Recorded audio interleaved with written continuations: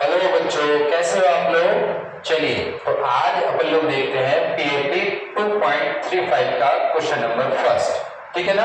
चलिए देखते हैं क्या कह रहा है question. The wavelength lambda associated with a moving electron depends on its mass m, its velocity v and Planck constant h. Prove dimensionally that lambda is directly proportional to h upon mv. ठीक है ना।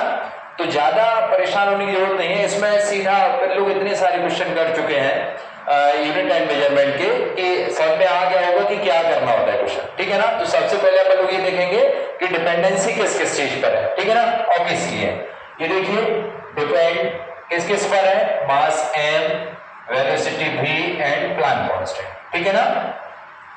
चलिए देखते हैं तो lambda किस किस के ऊपर डिपेंड कर रहा है अपना ये m, lambda is directly proportional to the m, यानी कि मास हो गया। फिर क्या कह रहा है वो वेलोसिटी, उसके बाद क्या कह रहा है वो प्लैंक कांस्टेंट। ठीक है ना। तो इसको अपन लोग किस तरीके से लिखेंगे, देखिए n to the power a हो जाएगा, v to the power v and h to the power c। ठीक है ना। लैम्डा इक्वल टू k, ये कांस्टेंट आ जाएगा, m to the power a, v to the power b and h to the power c। ठीक है ना। अब यहाँ सबकी डायमेंशन अपन लोग पुट कर देंगे तो देखेंगे कि डायमेंशन जब पुट करेंगे तो क्या आएगा यहाँ पर। लैम्डा का डायमेंशन क्या होता है अपना, वेवलेंथ है। तो वेवलेंथ का क्या होता है l। ठीक है ना। k कांस्टेंट है तो उसको छोड़ देंगे। m क्या है यहाँ पर, मास, इसका dimension formula m to the power a। v क्या है, वेलोसिटी यानी l k to the power -1। ठीक है ना। अब यहाँ पर वो कह रहा है कि प्लैंक कांस्टेंट, इसका डायमेंशन फॉर्मूला क्या होता है, देखिए m l square t to the power -1 और इसकी पावर क्या होगी c। ठीक है ना।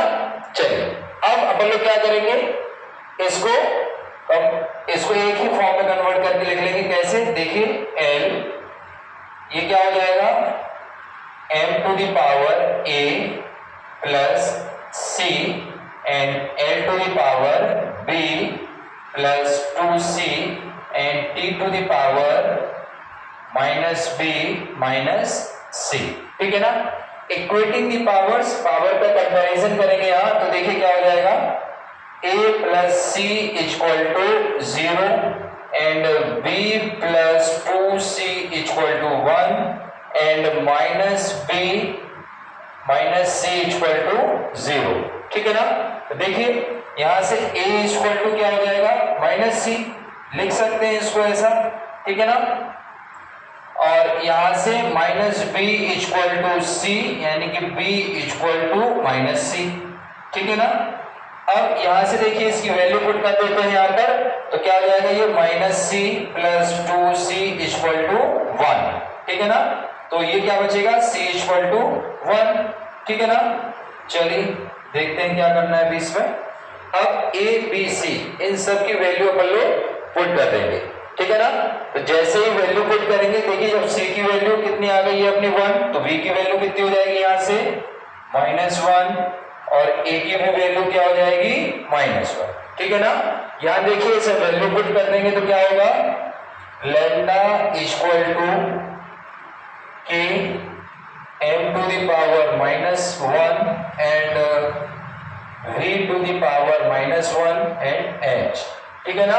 इसको कैसे लिख सकते हैं अपन लोग, lambda equal to k h upon mv, ये कांस्टेंट है, अगर इसको हटा देंगे ये प्रोपोर्शनल कांस्टेंट है ना, तो लैम्डा की वैल्यू क्या हो जाएगी, यहां से lambda is directly proportional to the h upon के mv।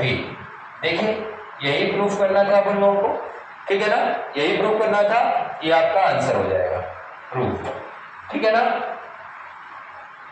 अगर आप लोगों को ये न्यूमेरिकल समझ में आया हो, अच्छा लगा हो तो प्लीज मेरे चैनल को आप लोग लाइक करिए, सब्सक्राइब करिए एंड शेयर करिए।